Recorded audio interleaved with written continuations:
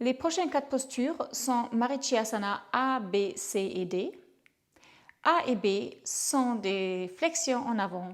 C et D sont des postures de torsion. Pour Marichyasana A, sur une inspiration, plie la jambe droite, place le pied droit très proche de la hanche droite en maintenant un petit espace entre le pied et la cuisse gauche. Et étire le bras droit vers le ciel. Sur l'expiration, penche-toi loin devant. Le plus loin devant possible, tourne le bras vers l'intérieur, serre le genou contre le flanc et puis plie le coude, place la main ouverte sur le bas du dos.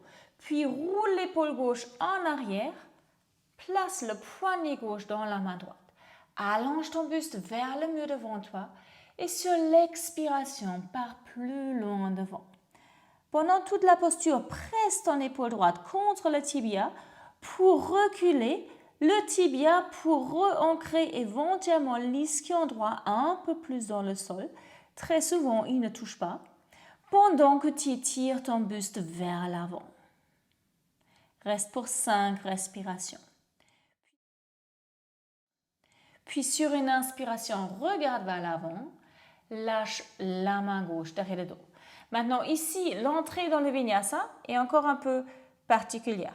Donc, tu as l'épaule droite devant le tibia.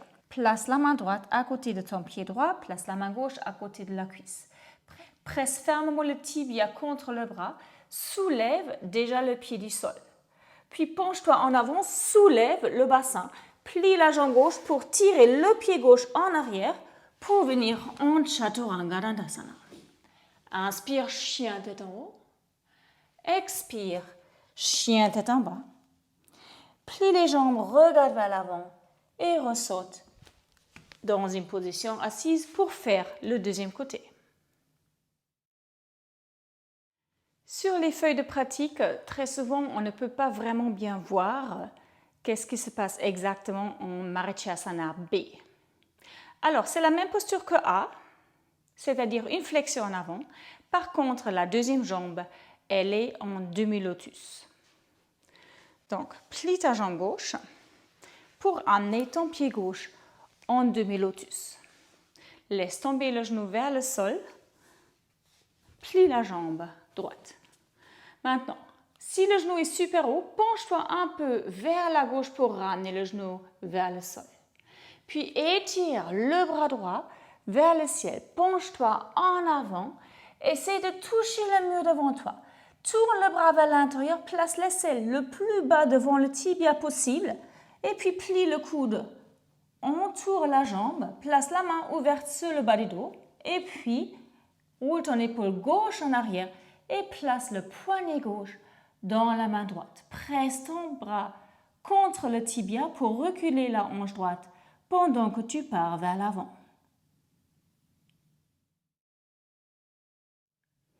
Pour Marichyasana C, il y a plusieurs façons dans lesquelles on peut rentrer dans la posture. Je te conseille la suivante. Plie la jambe droite, place le pied droit proche de ta hanche droite. Puis place la main droite loin derrière le dos pour te pencher carrément vers l'arrière du tapis. Étire le bras gauche vers le ciel, éloigne le nombril de la cuisse et tourne vers la droite. Inspire, allonge. Expire, tourne vers l'arrière du tapis. Reste tourné vers le tapis, vers l'arrière du tapis. Et puis, penche-toi de nouveau en avant et sur le chemin, essaie de toucher le mur sur ta droite pour ramener l'épaule à l'extérieur du genou. Deviens le plus compact possible et idéalement ne permet aucun espace entre le buste et la cuisse. Et puis, ramène la main droite proche de la fesse gauche. Presse l'intérieur du pied droit dans le sol pour te grandir vers le ciel. Monte le sternum.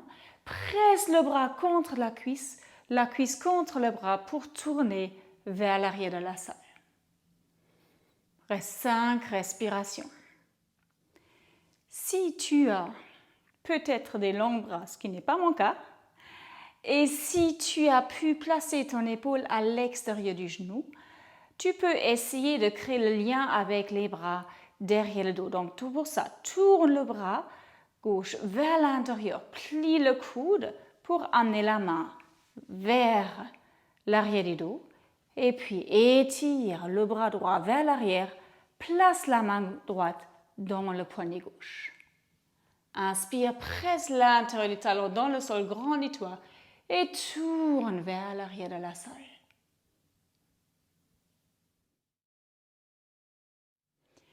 Marichyasana D est la même posture que Marichyasana C, sauf que la jambe gauche est en demi-lotus quand on pratique le côté droit.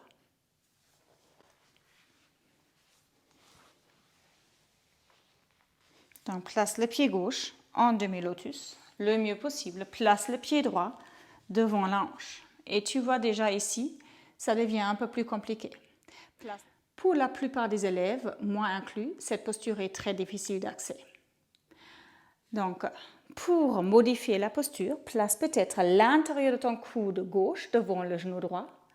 Pour devenir plus compact, pour rapprocher le buste de ta cuisse et tourne vers l'arrière du tapis tout en laissant le genou gauche tomber vers le sol si jamais il ne devrait pas encore y être.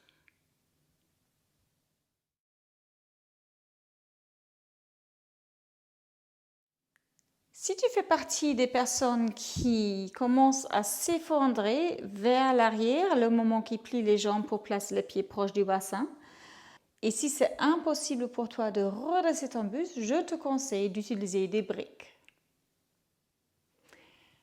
Assieds-toi sur une première brique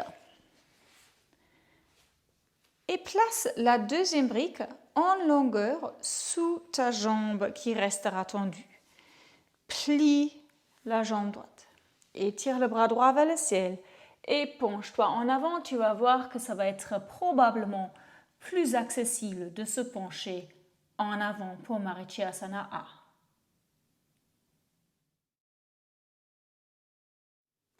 Si en Marichyasana C, tu as du mal à garder l'arrière du dos long quand tu places le pied devant ta hanche, alors assis-toi sur de la hauteur. Place une deuxième brique derrière le dos. Commence éventuellement avec ta torsion en plaçant l'intérieur du coude gauche devant le tibia droit pour rapprocher le buste de ta cuisse pour te grandir. Et puis place la main droite derrière le dos, proche de la fesse gauche.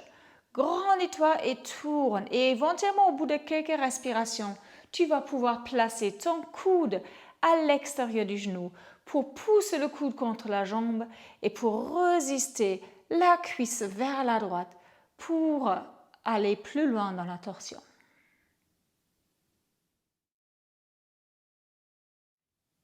Si tu fais partie des personnes pour lesquelles le demi-lotus est très compliqué, alors Marichyasana B va être d'autant plus compliqué pour toi.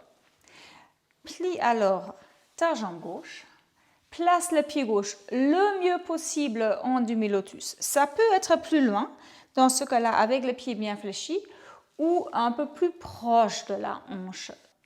Et puis plie la jambe droite et place le pied le plus proche de ton bassin possible.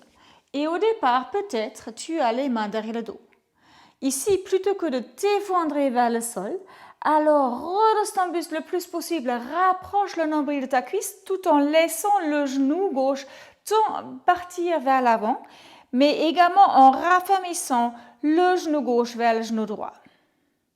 Puis au bout de quelques respirations, peut-être les mains peuvent venir un peu plus proches du bassin. Peut-être au bout de quelques respirations encore, tu peux attraper tes mains devant le tibia pour activement tirer ton buste vers ta jambe. Et reste juste quelques respirations pour travailler ton lotus. Après les 4 postures de Marichyasana vient la posture préférée de la plupart des élèves, Navasana. Depuis le chien tête en bas du dernier vinyasa, plie les jambes, regarde vers l'avant, saute en avant et tout de suite penche-toi en arrière, tends les jambes et étire les bras vers l'avant. Rentre le bas du dos, monte le sternum, élargis les clavicules et reste ici pour 5 respirations. Tu peux modifier en ramenant les tibias parallèles au sol, mais garde l'angle droit entre le buste et les cuisses. Au bout de 5 respirations, croise les jambes sans poser les pieds au sol. Serre les 2 genoux l'un vers l'autre, les 2 contre la poitrine. Place les mains devant le bassin. Penche-toi en avant pour soulever le bassin loin du sol sans que les pieds touchent et reviens sur le tapis. Navasana, encore une fois pendant 5 respirations. Répète ceci 5 fois.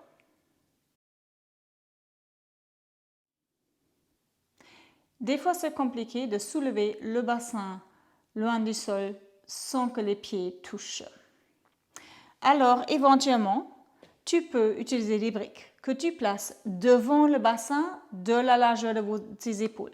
Donc, les briques ne dépassent en aucun cas la largeur du tapis. En sortant de Navasana, croise les jambes, serre les 2 genoux l'un vers l'autre, les 2 contre la poitrine, deviens très très compact, place les mains sur les briques, penche-toi en avant pour soulever le corps et puis reviens sur le tapis. Reviens en Navasana pour 5 respirations. Après les 4 Marichyasana, vient la posture préférée de la plupart des élèves, Navasana.